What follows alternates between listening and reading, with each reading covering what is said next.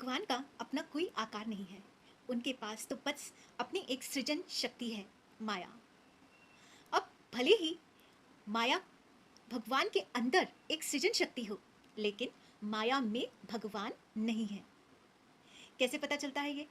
ऐसे कि भगवान अपनी इच्छा से अपनी इच्छा से जब चाहे माया के अधीन होकर सत रज तम के गुण स्वीकार करते हैं और सृष्टि के पालन करने के लिए, रचना करने के लिए या संहार करने के लिए ब्रह्मा विष्णु और महेश बनकर आते हैं। लेकिन जब अधीनता की जरूरत नहीं होती और जरूरत होती है नियंत्रण की, यानी प्रकृति को भी नियंत्रित करने की, तो भगवान उसका नियंत्रण भी करते हैं, जिसका प्रमाण है भगवान का कृष्ण अवतार। कृष्ण अवतार में भगवान ने माया को कई बार नियंत्रित किया है, यानी प्रकृति को कई बार नियंत्रित किया है। भगवान ने ब्रजवासियों की मूसलाधार वर्षा यानी कि बाढ़ से उनकी रक्षा की। इतने बड़े 84 कोस में फैले हुए गोवर्धन को उन्होंने अपनी छोटी सी उंगली में उठा लिया। दावानल यानी अग्नि का पान कर लिया।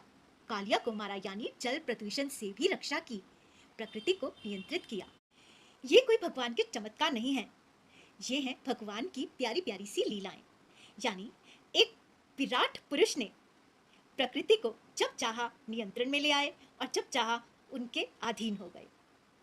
तो इससे ये प्रमाणित होता है कि प्रकृति से भी बड़े हैं भगवान, जो प्रकृति को भी नियंत्रित कर सकते हैं। लेकिन अब प्रश्न ये उठता है कि आज भी तो भगवान को हम पूजते हैं और आज भी वही आपदाएं होती हैं, लेकिन आज हमारी रक्षा क्यों नहीं होती? क्यों आज भगवान नहीं है? बर्फानी बाबा पिघल गए, गायब हो गए? नहीं नहीं, किसी के भी बहकावे में मत आना। कोई भी कहे कि भगवान नहीं होते, ऐसा नहीं होता। होता क्या है कि भगवान हमसे बातें करते हैं और मूर्ख लोग समझते हैं कि भगवान है ही नहीं।